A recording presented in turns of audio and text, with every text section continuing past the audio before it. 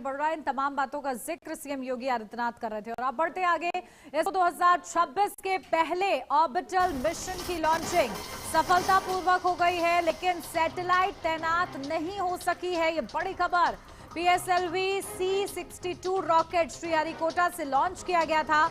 यह mission Satish Dhawan space centre के first launch pad से उड़ान भरा था, लेकिन इस मिशन का मुख्य हिस्सा EOS-N1 अन्वेषा था, जो defence research and development organisation द्वारा विकसित एक हाइपरस्पेक्ट्रल सैटेलाइट है। अन्वेषा सैटेलाइट एडवांस्ड और ऑपरेशनल एप्लीकेशन के लिए डिजाइन की गई थी, लेकिन देखिए इसे तैनात करने में सफलता नहीं मिली है। ये बड़ी खबर आपको बता रहे हैं। पीएसएलवी जो कि सबसे ज्यादा भरोसेमंद रहा और ऐसे में वो अपना रास्ता भटका है। श्रीहरिकोटा से लॉन्च किया गया, लॉन्च सफल तरीके से हुआ है, लेकिन तैनात नहीं हो पाया है ऑर्बिट में। और देखिए किस तरीके से इसरो ने इसको लॉन्च किया, और इसमें करीब 16 सैटेलाइट्स थी जिसको लेकर ये लॉन्च किया गया पीएसएलवी, जो कि सफलतापूर्वक लॉन्च भी हुआ, लेकिन ऑर्बिट में स्थापित नहीं हो पाया है। तो देखिए सटीक मैपिंग के लिए ये बेहद ही ज्यादा सफल और बेहद ही ज्यादा महत्वपूर्ण ये पूरा प्रोजेक्ट माना जा रहा था। और ऐसे में अब देखना होगा, जानकारों से जानना होगा कि आखिर अब क्या स्थिति इसमें बनती है, क्योंकि कई बड़े सवाल इससे जुड़े हुए सामने आ रहे हैं। जहां ऑर्बिट में क्योंकि तैनात नहीं हो सकी है सैटेलाइट, अब ऐसे में आगे क्या होगा, क्योंकि पीएसएलवी जो है, जो मार्ग चुना गया था उस मार्ग से भटका है और ऐसे में उसे ट्रेस नहीं किया जा पा रहा है, या फिर संभावना बनी हुई है कि उसे ट्रेस किया जा सकता है। ये तमाम बड़े सवाल हैं, ये जानना होगा। लेकिन इन सब के बीच ये आपको बड़ी अपडेट दे दें, जहां श्रीहरिकोटा से पीएसएलवी C-62 लॉन्च किया गया।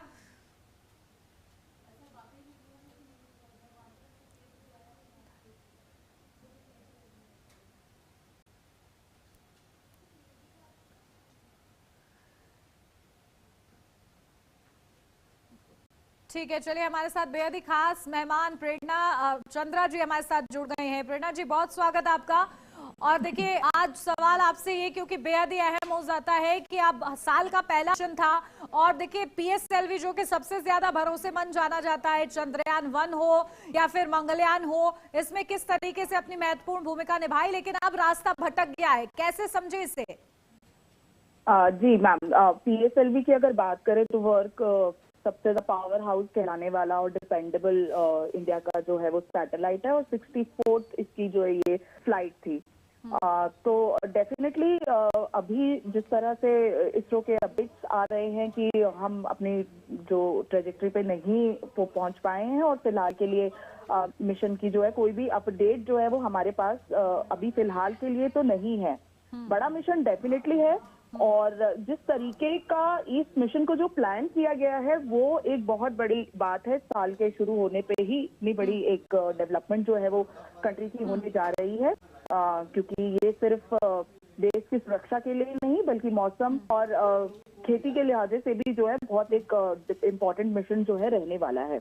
जहाँ तक की बात रही, इतनी पुष्टि जो है हम ये नहीं कर पा रहे हैं कि वो किस तरीके के टेक्निकल ग्लिचेस जो बीच पे आए हैं, इसके लिए वी आर ऑल्सो वेटिंग कि कोई डेटा जो है वो जल्द से जल्द पोर्टल पे आए और हम समझ सके कि किस तरीके की ये गड़बड़ी जो है वो उसकी वजह से जो अपना ऑर्बिट जो है वो नहीं पहुंच पाया है।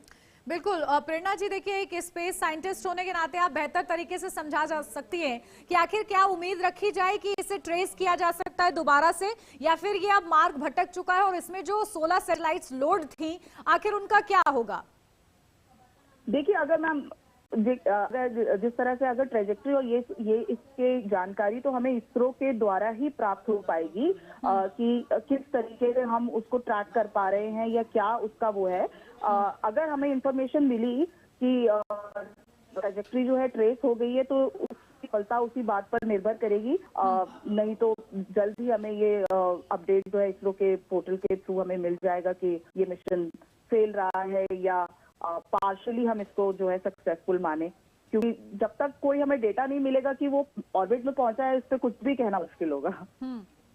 बिल्कुल। और देखिए प्रेरणा जी, क्योंकि 16 सैटेलाइट्स में एक अन्वेषा भी थी जिसे डीआरडीओ ने बनाया है, और इसकी भूमिका इसलिए भी अहम समझी जा रही थी इस मिशन के लिए क्योंकि ये रक्षा में बहुत ज्यादा कारगर साबित होती, जहां स्पेस से हम फोटो क्लिक कर सकते थे अगर जंगलों में कोई छुपा हो, या फिर जिस तरीके से जो गुप्त जगहें बनाई जाती हैं वहां पर ये लोकेशन ट्रेस करके इमेजेस देने में सक्षम थी।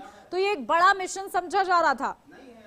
बिल्कुल, ना केवल रक्षा के लहजे से अगर हम बात करें कि मौसम की जानकारी, और बिकॉज ये जो है एक अर्थ ऑब्जर्वेशन सैटेलाइट है, तो ये उसकी बहुत ही सटीक तस्वीरें जो है वो देने वाला था। साथ ही साथ हमारी सुरक्षा पे बहुत ही ज्यादा इम्पोर्टेंस रखने वाला कि हमें बहुत डिटेल इंफॉर्मेशन मिलेगी, और हम अन्य घुसपैठ और जो टेररिज्म अटैक से पहले हम अपने देश को जो है वो सुरक्षित, हमारे डीआरडीओ और रक्षा केंद्र है जो वो सतर्क रह सके, सटीक रह सके। और साथ ही साथ हमारे कृषि में भी इसका फायदा होने वाला था, क्योंकि ये किसी भी तरीके की खेती से जुड़ी जानकारी पे निगरानी, या मौसम के लहजे से अगर हम देखें कि कुछ ऐसी क्लाइमेट आने वाली है, तो उसके लिए भी हमें पहले सतर्क करने में जो है बहुत मददगार रहने वाले हैं।